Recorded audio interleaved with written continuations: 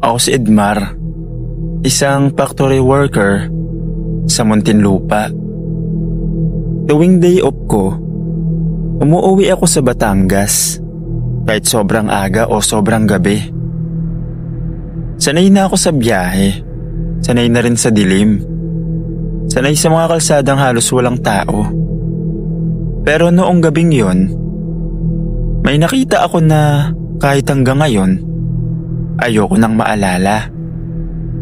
3:00 ng madaling araw. Tahimik ang buong daang hari. May mga poste ng ilaw pero malalayo ang pagitan. Yung iba, mahinang kumukurap-kurap. Wala akong kasalubong. Wala rin akong nasa likod. Wala akong kahit sinong pwedeng hinga ng tulong. Ako lang at ang motor ko. Habang umaandar ako, napansin ko ang lamig ng hangin. Hindi yung normal na lamig ng madaling araw. Yung tipo ng lamig na parang may nakadikit sa likod mo. Sa bandang wooden area, may nakita akong nilalang sa himpapawid. Hindi ibon, hindi paniki. Isang katawan ng babae, pero kalahati lang. May pakpak na parang paniki. Mahaba ang buhok at nakabiti ng bituka na parang umiindayog sa hangin habang lumilipad. Isang manananggal. Hindi ko alam kung titigil ako. Nanigas ang kamay ko sa manibela. Hindi ko napansin na bumagal ang takbo ko. Tapos bigla siyang huminto sa ere. Parang alam niyang tinitignan ko siya. Unti-unti siyang lumapit. Mabilis kong binilisan ng motor. Pero sa halip na lumayo siya, sinundan niya ako. Hindi siya lumalapag o hindi rin siya bumibilis. Pero lagi siyang nasa gilid ko, para nagbabantay o nag-aantay. Hanggang sa naisip kong baka nananaginip lang ako. Dahil sa takot, naglakas loob akong lumingon sandali. Pero mali pala. Dahil noong tumingin ako, nakaharap na siya sa akin. Sobrang lapit, sobrang bilis, at sobrang pangit ng ngiti na parang mapupunit ang bibig niya. Hindi ko alam kung anong pumasok sa utak ko, pero pinilit kong sundan siya nang umakyat siya sa kabilang side ng kalsada. Maling-mali palang gawin yun. Dahil paglapag niya sa harap ko, doon niya pinakawalan ang unang pag-atake. Nang lumapag yung manananggal sa harap ko, halos sumadsad ang gulong ko sa bigla kong preno. Kumayod ang goma sa aspalto at sa liwanag ng headlight, kitang-kita ko ang itsura niya. Kulubot na balat, namumula ang mata, parang mata ng pusa, at yung ngiti, hindi ngiti ng tao. Para siyang gutom na hayop na matagal nang nag-aabang. Bago pa ako makaatras, sumigaw siya. Sigaw na parang pinaghalong paniki, baboy na kinakatay, at babae na umiiyak. Doon ako tuluyang natakot. Bigla akong pinihit ng todo ang gas. Pero hindi siya lumayo, hindi siya nagpaiwan. Narinig ko yung lagaslas ng pakpak niya sa mismong taas ko. Yung hangin napakalakas. Ramdam kong tumatama sa akin. Diyos ko, tulungan mo ko. Paulit-ulit kong bulong habang nakayuko sa manibela. Pero nang tumingin ako sa side mirror, nasa likod ko na siya. Nasa ere. Sumusunod. At doon niya ginawa ang hindi ko akalaing mangyayari. Habang tumatakbo ako ng halos 90 kph, inilapag niya ang kamay niya sa balikat ko. Dinamba ang motor. Nawala ang kontrol ko. Gumulong ako sa gilid ng daan. Pagbagsak ko, ramdam ko agad ang hapdi sa braso ko. May malalim na 3 galos. Marka na galing sa kuko. Pagtingin ko sa paligid, Bigla siyang nawala. Biglang tumahimik. Pero yung katahimikan, parang may nagmamasid pa rin. Nang tumayo ako, pinilit kong itayo rin ang motor kahit nanginginig yung tuhod ko. Hindi ko alam kung paano ko nagawang paandarin ulit. Pinilit kong makalabas ng daang hari kahit halos hindi ko na makita sa luha at dugo yung mga kamay ko. Pero bago pa ako tuluyang nakalabas, may narinig akong isang boses. Babalikan kita. Pero hindi ko na tinignan, hindi ko na nilingon. Pinagpatuloy ko na ang pag-andar ng motor. Nakarating naman ako sa Batangas ng ligtas. At matapos yun, Sir Dave, hindi ko na ulit nakita yung nilalang na yun. At hindi na rin ako dumaan sa daang hari pag 10 oras.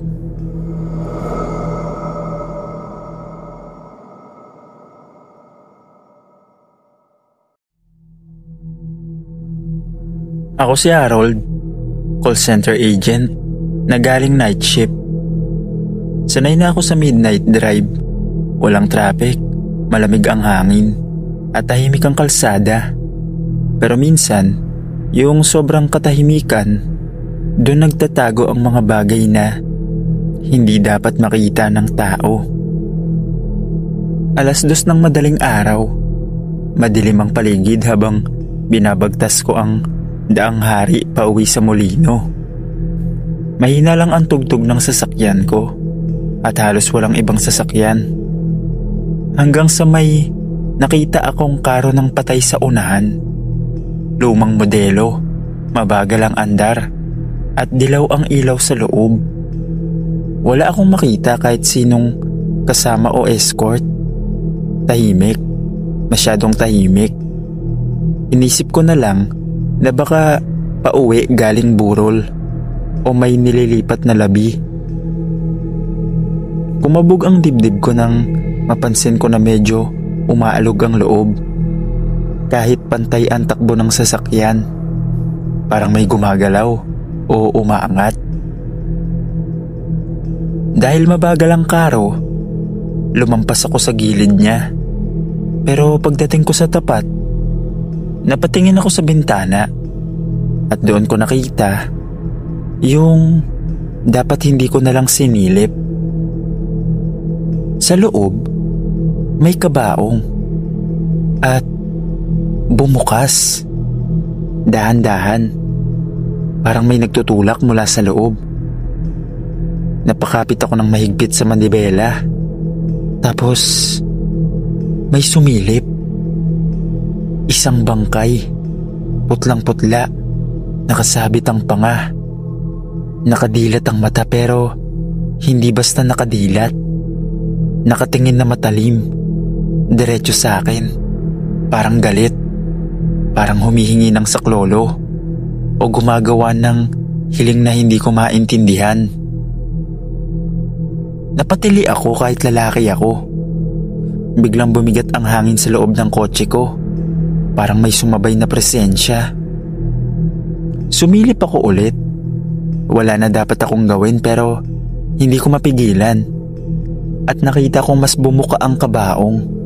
Para bang gustong lumabas nung nasa loob. Nalanghap ko yung amoy na parang bulok na lupa. Yung tipong galing sementeryo. Tapos kumilos yung bangkay. Umatras tapos unti-unting tumagilid. Parang sinusubukang tumayo. Hindi ko na kinaya. Pinaharurot ko ang kotse ko. Pero pagtingin ko sa side mirror, nakasilip pa rin ito sa nakaawang nakabaong. At parang sinusundan ang sasakyan ko ng tingin. Pagdating ko sa bahay, humahangos pa rin ako. Hinawakan ko ang dibdib ko. Malamig, pawis na pawis. Sinubukan kong pakalmahin ang sarili bago pumasok ng bahay. Pero nang makapasok na ako at pagdating ko sa kwarto, may kakaiba. Sa sulok ng kwarto ko, sa tapat ng pinto, may maitim na mantsa sa sahig. Parang putik. Yung tipong galing sa basang sapatos. At habang nakahiga ako, pilit pinapakalma ang sarili, may narinig akong mahina at mabagal na kalusko sa sala. Parang may humahaplos sa sahig, parang naglalakad na mabigat. At sumingit sa isip ko yung huling tingin ng bangkay. Hanggang ngayon, pag dumadaan ako ng daang hari sa madaling araw, hindi ko na tinitignan ang mga lumang sasakyan sa gilid, lalo na ang mga karo. Baka kasi may nakasilip na naman.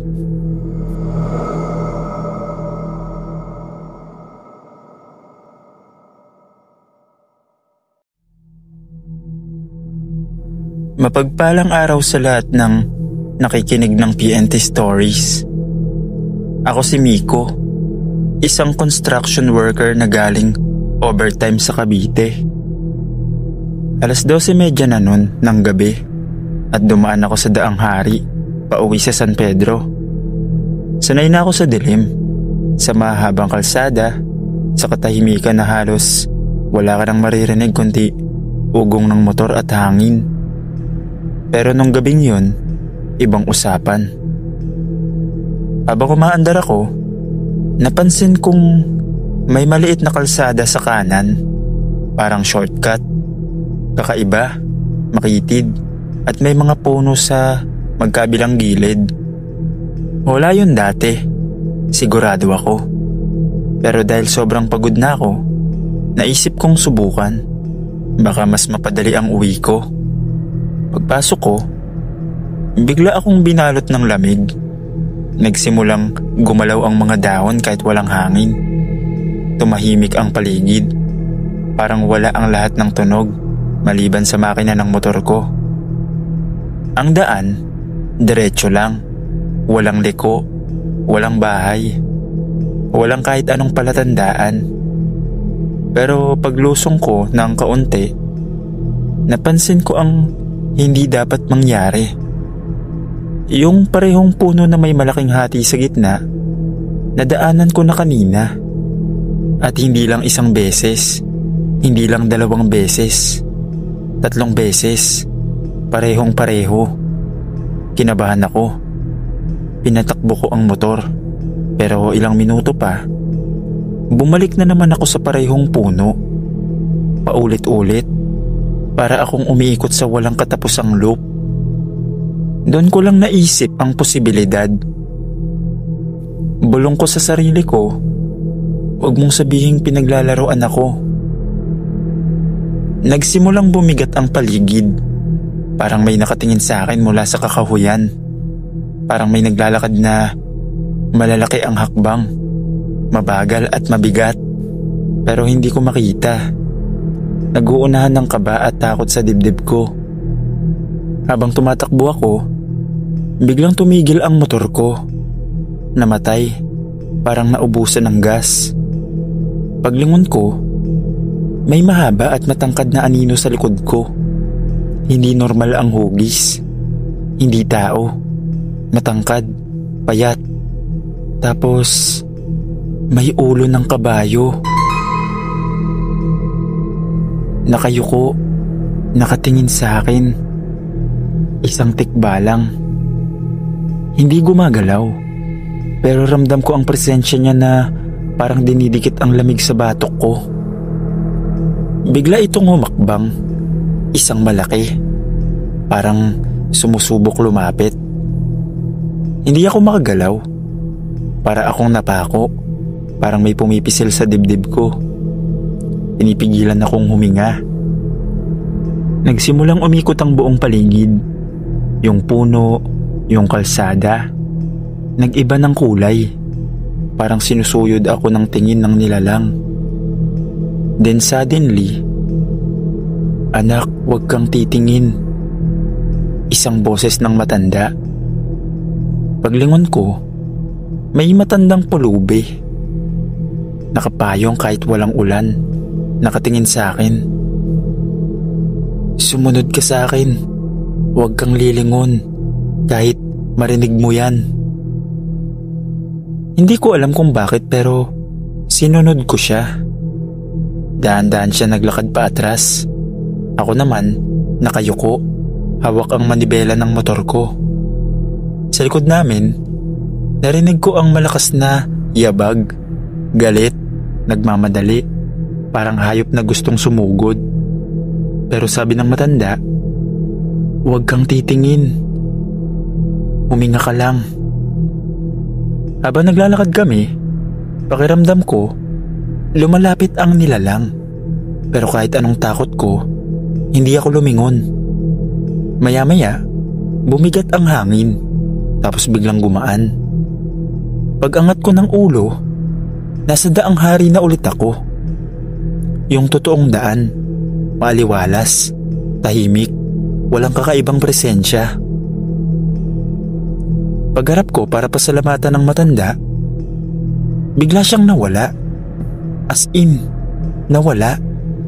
Walang bakas na dumaan, walang anino, walang kahit anong palatandaan na tumakbo o naglakad siya. Pag-uwi ko, nanginginig pa rin ako. Hindi ko masabi kung totoo ba ang nangyari o guni-guni lang dahil sa pagod.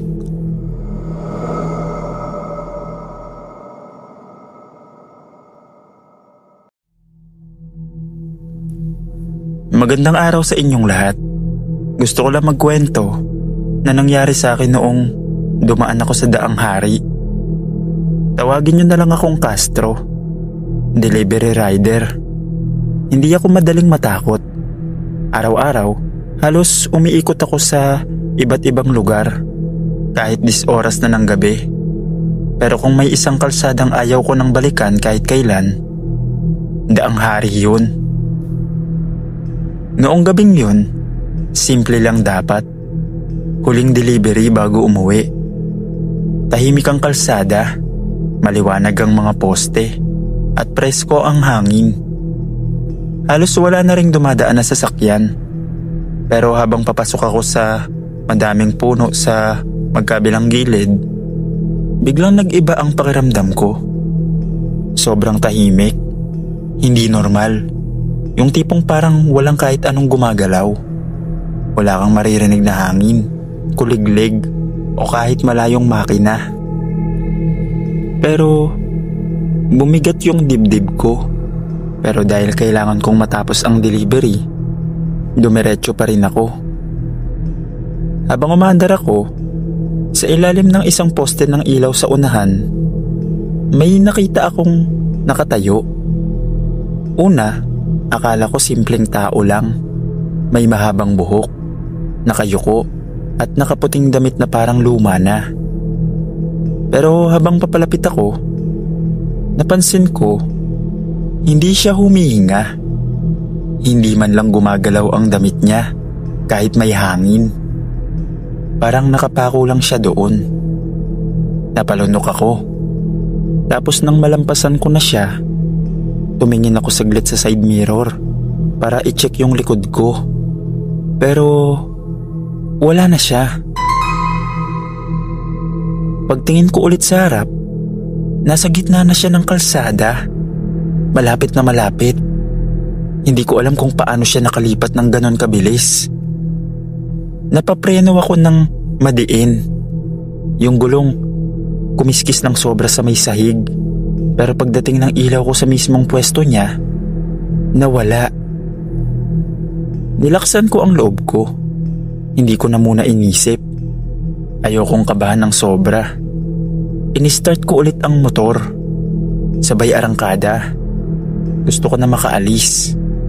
Pero habang papabilis ako, biglang may bumulong sa loob ng helmet ko kahit sarado ang visor. "Huwag kang tumingin sa likod." At doon ako tuluyang kinilabutan.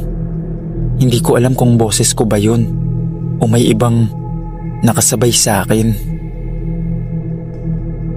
Pagkarating ko sa gitna ng daang hari, pakiramdam ko lalo lang lumamig ang hangin. Yung tipong lamig na hindi normal para sa oras na yon. Tahimik ang buong kalsada. Tahimik na parang walang ibang buhay kundi ako. Wala kang maririnig, walang sasakyan.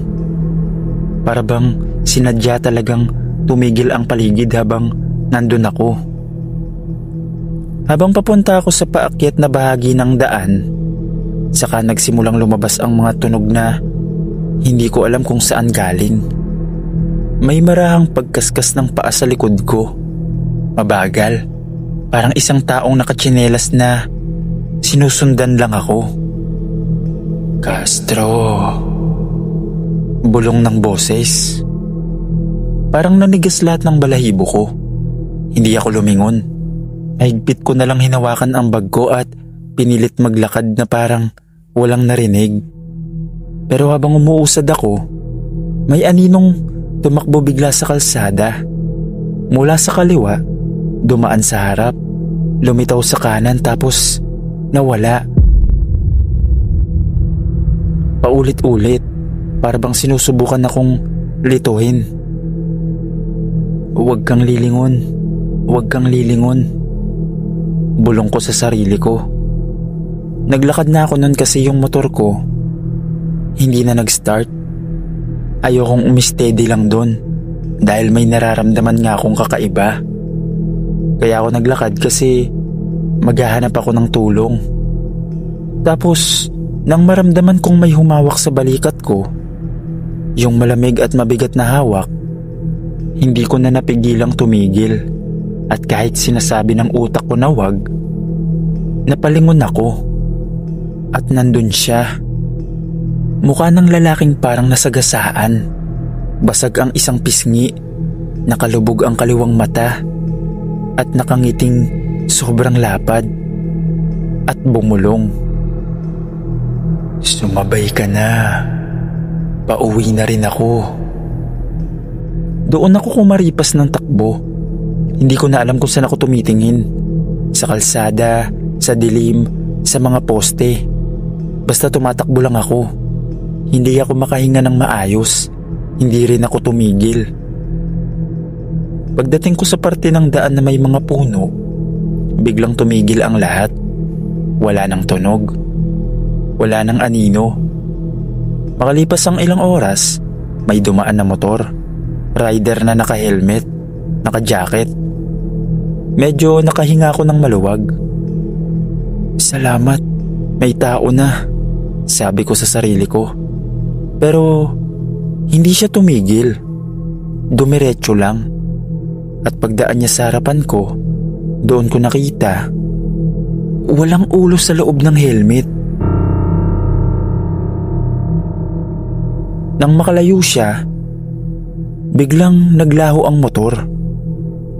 Napaluhod ako, nanginginig na parang lalagnatin.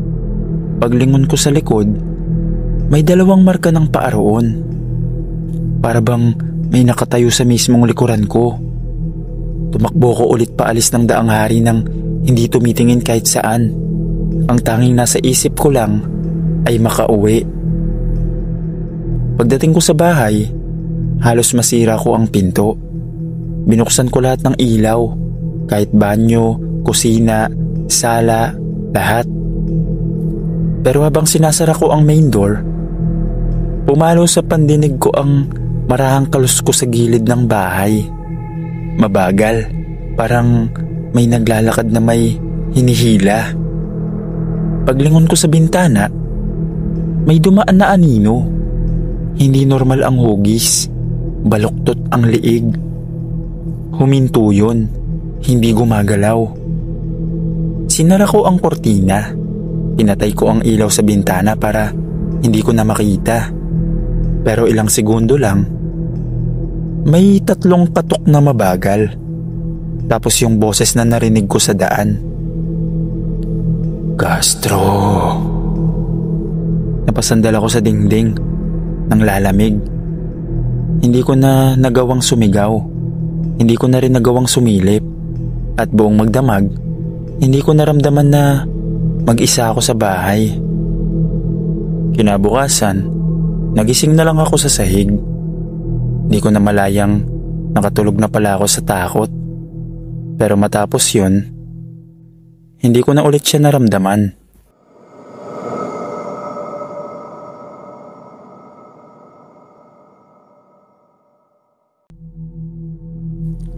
Magandang araw, Sir Dave.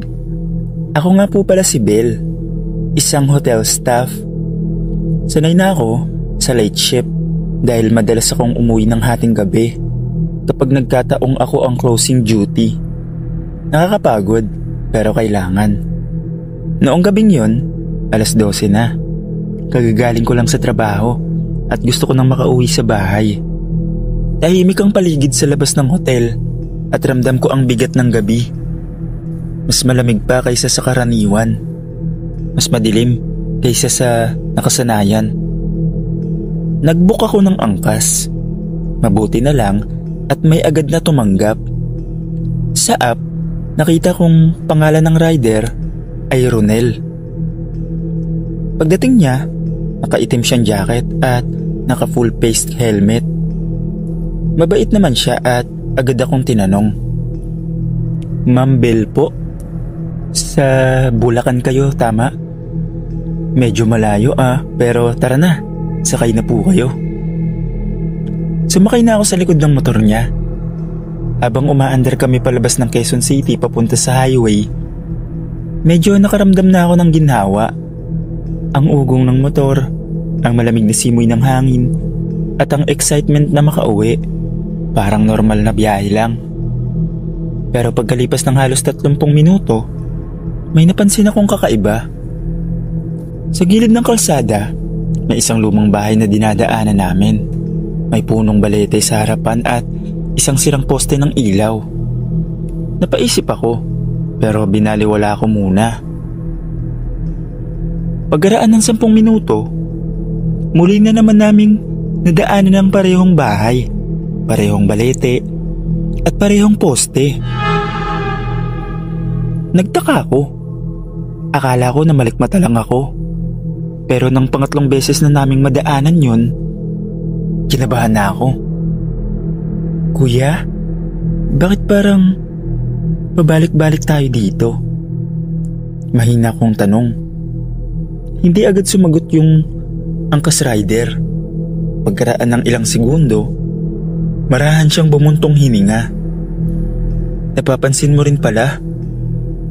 Habang tumatagal ang biyahe, mas lalo akong kinakabahan. Halos 1 oras na ang lumipas pero bakit parang wala pa rin kaming nararating.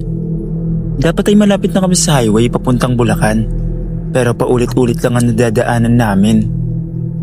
Muli naming nadaanan ang parehong lumang bahay, ang parehong punong balete, at ang parehong sirang poste ng ilaw. Ang mas nakakatindig balahibo, habang dumaraan kami, ramdam kong may mga matang nakatingin mula sa dilim ng bintana ng bahay. Kuya, parang nililigaw tayo. Bulong ko, nanginginig ang boses. Si Kuya Ronel, halatang kinakabahan na rin. Pinilit niyang wag ipakita pero ramdam ko ang panginginig ng kanyang kamay sa manibela. Kanina pa ako lumilihis ng ruta. Pero bakit dito pa rin tayo bumabalik? Sagot niya, halatang kabado. Biglang lumamig yung hangin. Ang mga aso sa malalayong bahay nagtatahulan. Lahat nakatingin sa parehong direksyon, sa mismong puno ng balete. Biglang nag-brown out ang mga poste. Ang natira lang na liwanag ay ang headlight ng motor. At doon, sa gilid ng balete, parang may mga anino na dumadaan. Minsan mabilis, minsan mabagal, pero walang malinaw na hugis. Kuya, baka nilalaro tayo ng engkanto. Alam ko, may paraan para makaalis dito. Narinig ko na dati, kailangan daw baliktarin ang damit. Nagulat ako. Hindi ako naniniwala sa mga ganun noon. Pero sa sitwasyon namin, wala na akong pakialam kung pamahiin man yun o hindi. Agad kong hinubad ang jacket at sinuot ng baliktad. Ganon din ang ginawa ni Kuya Ronel. Binaliktad niya ang suot niyang t-shirt sa ilalim ng jacket. Pagbalik namin sa motor, Halos sabay naming naramdaman ng biglang pagbabago. Yung bigat ng hangin, unti-unting nawala. Yung sobrang lamig, bumalik sa normal. At pag-andar namin, sa wakas, ibang kalsada na ang nadaanan namin. Hindi na yung paulit-ulit na bahay, poste at balete. Pagkaraan ng ilang minuto, nakita na namin ang ilaw ng highway, mga dumadaang sasakyan, malalayong busina at mga taong naglalakad. Para kaming nabunutan ng tinik sa dibdib. Pagdating namin sa 24/7 convenience store, huminto muna si Kuya Ronel para magpahinga. Pareho kaming tahimik, parehong hindi makapaniwala sa nangyari. Salamat sa presence of mind mo, Bel. Kung hindi natin naalala yung pamahiin, baka hanggang ngayon, paikot-ikot pa rin tayo doon. Tumango lang ako. Sa isip ko, tama nga ang sabi ng matatanda. May mga bagay na hindi kayang ipaliwanag ng lohika. At minsan, ang tanging sandata mo lang ay paniniwala at dasal. Naihatid naman ako ng ligtas ni Kuya Ronel sa bahay. At matapos yon, naging magkaibigan na kami. Hanggang dito na lang po, Sir Dave. Maraming salamat po.